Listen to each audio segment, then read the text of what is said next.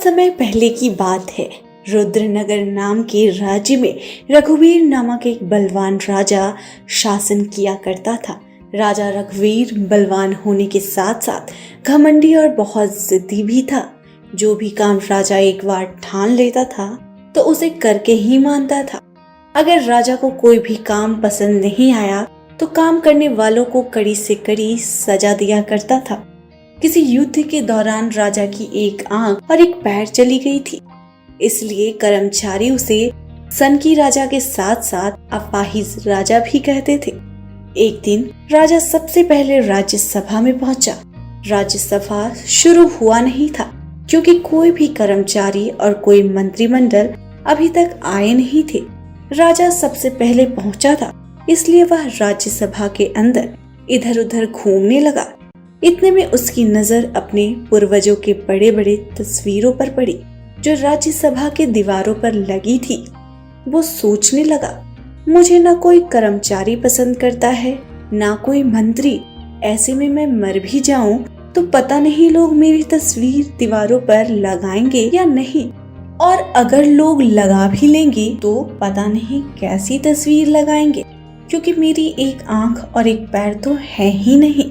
मैं नहीं चाहता कि कोई भी मेरे मरने के बाद ऐसी अपाहिज तस्वीर लगाए। यह सोचकर राजा ने विचार किया और राज्यसभा में एक ऐलान किया, मैं मरने से पहले अपना एक अच्छा तस्वीर इस राज्यसभा की दीवार में लगवाना चाहता हूँ, इसलिए आप लोग कुशल चित्रकारों को ढूंढे और मेरी एक तस्वीर बनाने के लिए कहें।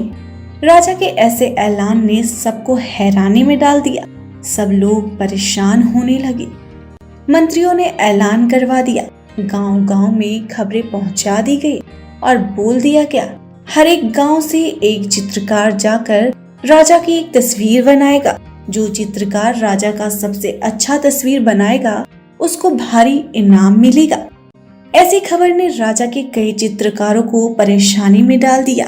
तस्वीर बढ़िया होने पर राजा के द्वारा क्या इनाम मिलेगा किसी को पता नहीं, लेकिन अगर राजा को किसी की तस्वीर पसंद नहीं आई तो क्या सजा दिया जाएगा इसका कोई अंदाजा नहीं था। इसी वजह से सारे बड़े बड़े चित्रकारों ने राजा की तस्वीर न बनाने की ठान ली। एक सुबह राज्य के हर कोने से हर एक चित्रकारों को बुलाया गया। मंत्री ने पूछा, क्या आप में से कोई राजा का चित्र बनाने में इच्छुक हो? अगर आपकी कलाकारी राजा का दिल जीत लिया तो आपको बहुत बड़ा इनाम मिलेगा, लेकिन अगर राजा को आपकी चित्र पसंद नहीं आई तो चित्रकार की जान भी जा सकती है। इसी डर की वजह से कोई भी चित्रकार चित्र बनाने के लिए तैयार नहीं हुआ। इसी बीच एक युवा चित्रकार ने हाथ खड़ा किया और बोला, मैं बनाना चाहता हूँ राजा का चित्र, मुझे 1 सप्ताह की मोहलत दिया जाए। उस युवक को देख सारे बड़े बड़े चित्रकारों ने सोचा, अब तो इसका मरना पक्का है। चित्रकारों ने उस युवक चित्रकार से कहा कि अरे भाई, यह तुम क्या कर रहे हो? क्यों अपनी जान जोखिम में डाल रहे हो? तुम्हें पता है ना राजा कितना सनकी है, अगर थोड़ा सा भी ऊपर नीचे हुआ तो तुम्हारी जान भी जा सकती है। युवा चित्रकार कुछ नहीं बोला, बस मुस्कुराकर चला गया। 1 सप्ताह के बाद फिर से सभा का आयोजन हुआ। उस युवा चित्रकार को अपनी कला दिखाने के लिए कहा गया।